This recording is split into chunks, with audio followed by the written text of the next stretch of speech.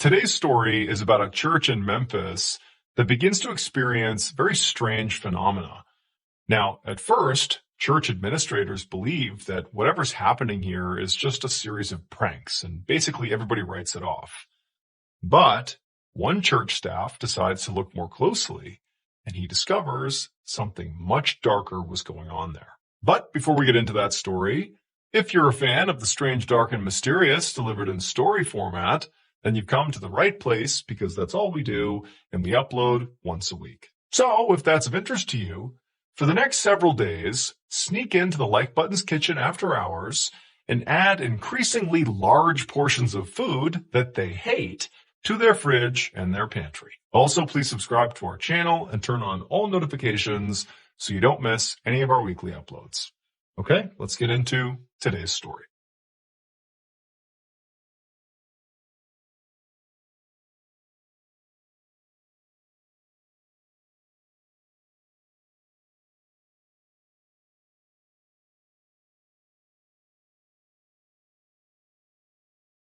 One morning in late February of 1982, a 42-year-old man named Sam Drash was standing inside of his office, which was inside of a United Methodist Church building in Memphis, Tennessee. And as he stood there, he was frustrated. His arms were crossed, and he was staring down at an empty bowl on his desk. So Sam was the headmaster of an elementary school that was inside of this church. This church building was massive. It not only had, the main chapel and this elementary school, but there were also dozens of offices. There was a full gymnasium, a full kitchen, laundry facilities. I mean, this place was massive. As for Sam, he spent the majority of his time in his office doing administrative work for the elementary school. And because he was at his computer all the time, just kind of doing this busy work, he found himself wanting to snack a lot. And so he needed like a healthy snack to binge on. And he found, mixed nuts were the thing he liked to eat the most that were, sort of healthy. And so he always had this big bowl of mixed nuts on his desk that he always kept full. But this morning, when he walked into his office, this big bowl of mixed nuts was inexplicably empty. And he knew the night before he had filled the bowl up, and he didn't come in between last night and now, so, who ate the mixed nuts? And so feeling pretty annoyed, he's like, all right, somebody must have come in here and taken them. Okay, fine. And so he left his office and headed to the kitchen to get some more snacks. When Sam went inside the kitchen, he saw the church's cook was at the counter cutting vegetables. And so Sam said hello to the cook and then walked right over to the pantry where the snacks were. He opened it up and he looked at the shelf where the mixed nuts always were, and the entire container was gone. And in addition to that, Sam's scanning the other shelves and seeing that a lot of snacks that he knew were typically in this pantry were also gone. It was like someone had raided the entire pantry. And so Sam, he turns to the cook and goes, hey, was there like an event here last night where they would have handed out a lot of snacks? Because I feel like all the snacks are gone here. And the cook, who at that point was still chopping vegetables, he stopped, put the knife down, and he turned and looked at Sam and said, I'm glad somebody else has noticed this, because for the last month, food has been going missing for no reason. I don't understand what's happening here. The cook told Sam that at first, the food that was going missing was pretty minor. It was really just snacks and just here and there, not a big deal. But he said more and more lately, it wasn't just snacks going missing. It was actually stuff from the fridge. And he told Sam that, at night, he put a padlock on the fridge specifically to keep people out of it, in particular the kids, who would come in and like raid the fridge. He's like, it's locked. But, last night he said he put a ham in the fridge, this whole ham. He put it in the fridge and then he shut and locked the fridge. And then this morning when he came in, he opened the fridge up and the ham was gone. And he literally walked over to the fridge, opened it up, and showed Sam the shelf where this huge ham was supposed to be, but now it was just gone. The cook told Sam that he had already spoken to church administrators about this strange issue, when he flagged this morning that this ham was now gone. And while they said they'd look into it, they admitted to the cook that they really didn't know what to think of it. It was just very confusing how this was even happening. At this point, Sam was just totally irritated because now he knew, one, he would have to go do his admin work without any snacks, but two, it was pretty clear that, some of the kids, probably from his school, had likely begun sneaking into the kitchen and taking snacks. And also very likely, they must have gotten a hold of the key to the padlock on the fridge, and now they're kind of escalating, stealing whole hams from the fridge. I mean, this whole thing was just totally annoying and really bad behavior. And so Sam figured he would likely have to deal with the kids at some point. But Sam told the cook, look, for right now, what I'll do is I'll also talk to administrators and I'll have somebody come in here and they'll replace the lock on the fridge. A few days later, on March 3rd, Sam walked into the church building and began heading down the hallway towards his office. For the past couple of nights, things have been quiet at the church. Sam had the lock replaced on the fridge, and it seemed like that had solved the issue of things going missing in the fridge. And also Sam had replaced his mixed nuts supply and nobody had taken any. So it seemed like, whatever was going on, maybe there was a prankster or something that clearly, changing the locks and maybe putting some additional pressure on the church administrators to let people know to stop doing this had its effect because things were back to normal. But as Sam was walking down the hallway, he passed by the kitchen, which was open. And as he passed by, the cook who was in there saw Sam and said, hey, come in here. I got to show you something. And so Sam stopped. He goes into the kitchen and the cook is standing by the fridge and the fridge is open. And he can kind of see there's a look on the cook's face like, hey, you got to see this. And so Sam kind of has a sense of where this is going. He walks over to the cook and the cook points to an empty spot in the fridge. And he said, look, right there. There should have been several bottles of soda right there and they're gone.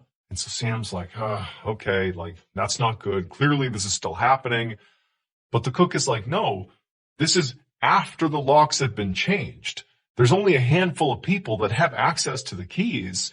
And it's like church administrators who definitely would not be taking this soda. So I don't understand how this is even happening. And Sam's like, yeah, you're right. That does sort of change things. How is this happening? But before Sam could ask any follow-up questions, the cook was like, this isn't all either. This is just one thing I've noticed. The other thing that's going on now, ever since we changed the locks, is someone is also beginning to mess with my personal stuff. He told Sam that every day when he was done in the kitchen, when he would leave, he would always leave his work shoes and his apron in one spot in the kitchen. He would leave them right there. He would leave. And then the next morning when he would come back, his things would be right there. He'd put them back on and he'd get to work. But ever since changing the locks, when he had come into the kitchen, his stuff would be moved. His shoes at one point were on the counter when he came in and his apron was put somewhere else. But nobody was stealing from him. It was like they were just messing with him. And the cook said to Sam, I just don't get it. Why are they doing this? This can't be satisfying. They don't even see my reaction to this stuff. What are they doing just messing with my stuff? Sam was equally baffled by this, and he just told the cook, look, I'll talk to administrators again and see if there's anything we can do, change the locks again. I don't know, but I'll see if anybody can help us here because I really don't understand what's happening. And so Sam left the kitchen and headed down the hallway towards his office with the intent to go in there and write up a report about what had just happened and hand it over to the administrators. But when Sam walked into his office, he noticed there was something sitting right in the middle of his desk that had not been there the night before. It looked like a paper towel. And so Sam, he walks up and he sees it is a paper towel, but there's a note scrawled on this paper towel, sort of hectic, chaotic handwriting, like somebody was in a rush writing this note. And clearly they've left this note for him. And so he sits down at his desk and he begins to read the note, and it's totally upsetting. The note referenced the recent murder of this 15-year-old girl named Leslie Gaddis, who had been killed not far from the church in Memphis, Tennessee. This case was all over the news, and so Sam and basically everybody at the church had heard about it. And so he's seeing that the note is referencing this girl, but more than that, the note insinuated that there was something in the church's attic that would change everybody's understanding of this murder case. And so Sam's like, is this a prank? An awful prank? I mean, are the kids who are stealing food and messing with the cook's stuff, are they also responsible for this? Sam's thinking, this murder case was all over the news. I mean, everybody, including the kids in this church, had heard about it. I mean, this girl had been abducted from her bedroom in the middle of the night. I mean, it was horrible. And he's thinking, maybe this really is a prank. But at the same time, Sam's thinking that if this note is true, that there is some horrible thing or some clue or evidence up in the attic that might be useful to police about this case, like he had a responsibility to share it with the authorities. And so even though he knew he might be overreacting a little bit to this, he called the police and said, hey, you got to come down here and look at this. And so sure enough, later that day, police showed up to the church. They met with Sam. They read the note and they went into the attic and they searched it extensively, but they didn't find anything connected to the Leslie Gaddis murder case. They didn't really find anything of note up there at all. They also searched the entire building, just in case, but there was nothing of note. And so the police told Sam that, look, your first instinct was probably right here, that this was likely a prank. Whoever was maybe messing with your kitchen food and the cook very likely did this too. I don't know. But, if anything serious happens, about this case or anything else, don't hesitate to reach out. But this does not seem like a big deal. And so the police left and Sam is just left in his office thinking like, what do I do here? I mean, like he didn't know who was messing with the stuff in the kitchen or the cook. He didn't know who had written this note. But it really started to seem like, somebody was up to something or multiple people were. And he just wanted to understand why. Like, why is this happening?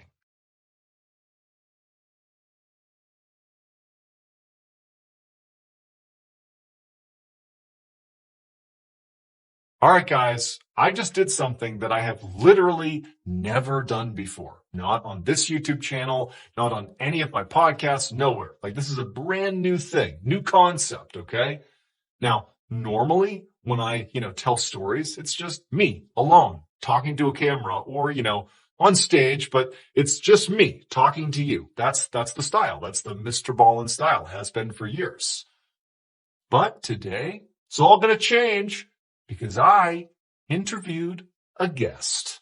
That's right. We have a new concept called Story Time with Mr. Ballin, where I sat down with the one and only Tom Segura, one of the hottest comedians in the world right now. He's got Netflix specials and shows, mega famous, super cool guy, and an amazing storyteller in his own right. And I talked to him not only about storytelling, but we swapped some stories. I actually told a story that's never been told before on any of our channels. It's really good.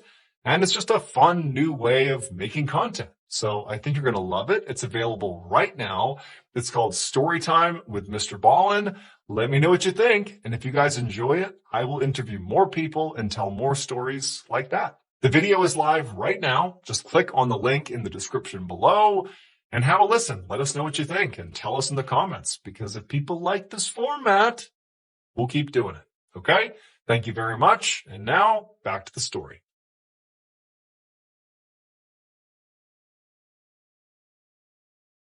Over the next couple of weeks, food continued to go missing from the kitchen, despite locks being changed several more times. The church's cook continued to have his stuff messed with, and more notes, handwritten notes on various pieces of paper and paper towels, began popping up, not just on Sam's desk, but also on other church officials' desks. And these other church officials, when they got them, they were totally convinced that this had to be a prank.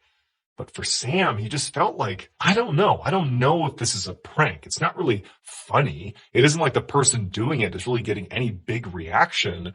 It's just kind of creepy and unsettling that somebody is, launching this bizarre campaign against the church. And like, it didn't add up.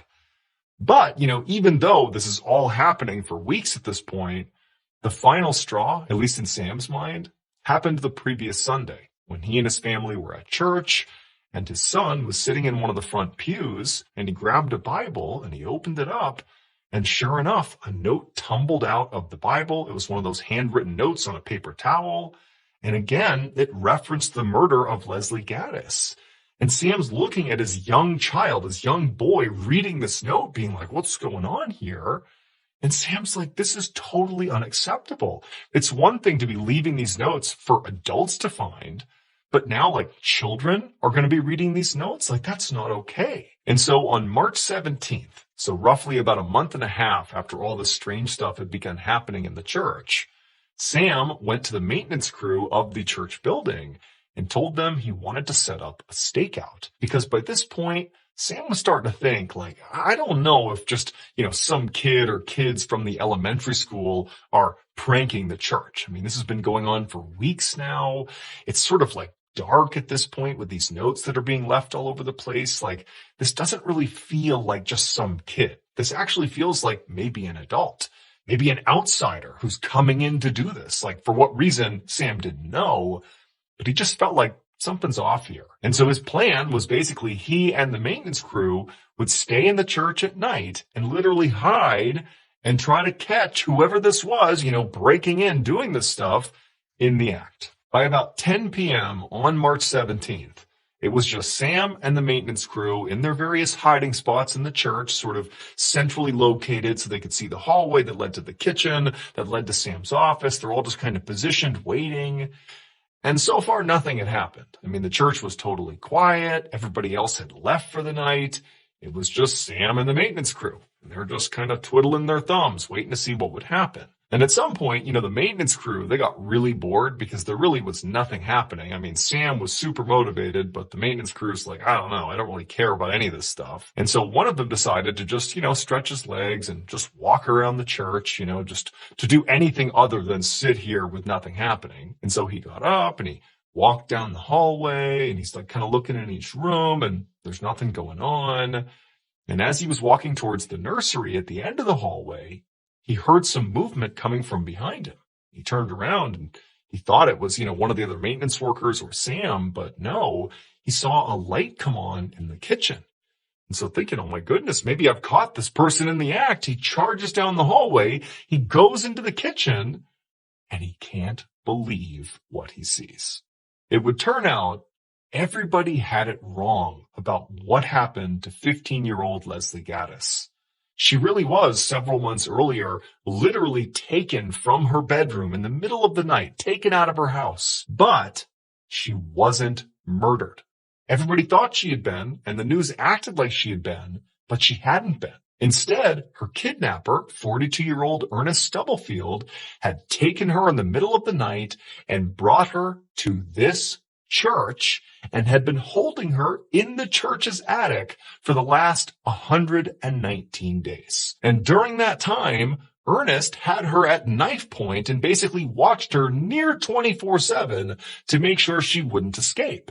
And the whole time he's telling her, don't worry, I'm going to get ransom for you. And as soon as I do, you'll be allowed to leave. But Leslie began to realize that ransom was not materializing, and it didn't really seem like Ernest had much of a plan, and eventually he would just have to get rid of her. And so she knew, like, if she didn't save herself, she was likely going to get killed. And so in the rare moments where Leslie was not being watched by Ernest, like, for example, when they were down in the kitchen and getting food after hours, they critically had been listening the whole time, and they would hear when the locks had been changed on the fridge, and they would see where the keys were being hid, and they would just sneak down and get the keys, open the fridge up, and they would eat.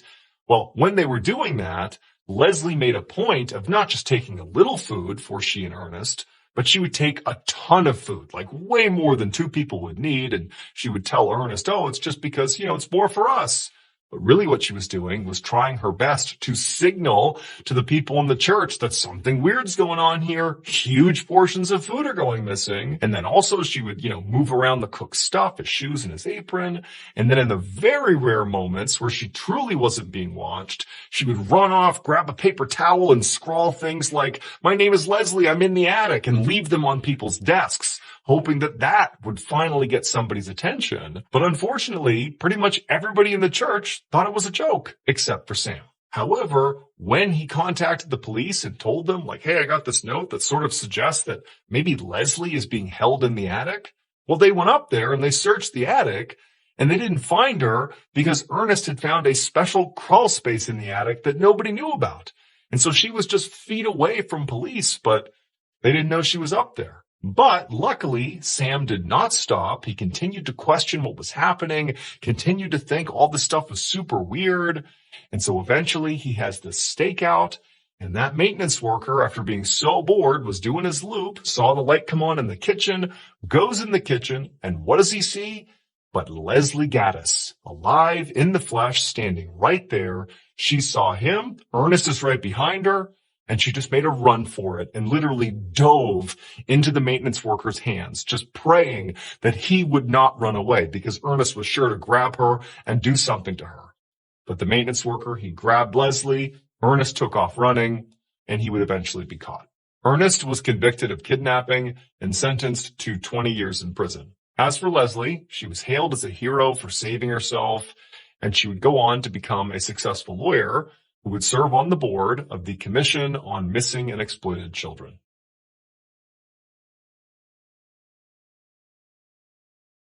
Thank you so much for watching. Let me know what you thought of today's episode in the comments. And remember, we have hundreds of videos for you to binge right now. But if you're looking for a recommendation from me of that one video that's worth your time, well, it's this one right here. So give it a watch. All right, until next time, see ya.